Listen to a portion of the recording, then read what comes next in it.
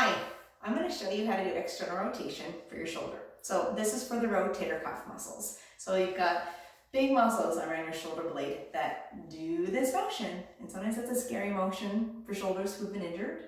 And so we want to make it so that you have range of motion and then strength. So the key here is if you're going to do this exercise for strength, you have to make sure you have the range of motion first. So if this is your range of motion, that's where you have to get when you're using the big exercise band. If you can't get that range that you have without the band, you need to use a lighter band, okay? So when you start this, start so that you're in neutral. Your thumbs are facing the ceiling.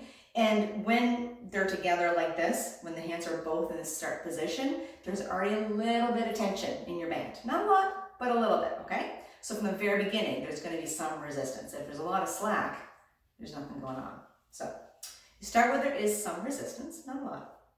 You keep your elbows locked to your sides. And the motion's very simple. You rotate out to where you can go, full range, and controlled motion down.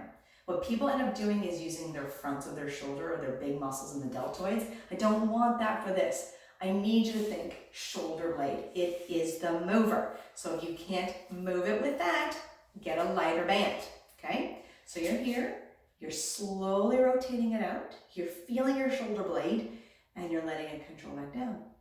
You're opening it up again and you're controlling it down. And notice how I don't go boom and let it go back in.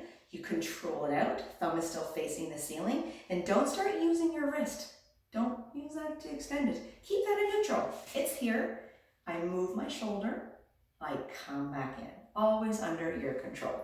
And some people will do 10 reps, some people will do 15. Talk to your therapist, they'll give you some direction on that. But the point is that you're getting the right place tired. So if you start out the right places, your shoulder blade, and then you start to feel little guys over here kick in, stop the exercise. Let it relax for a second.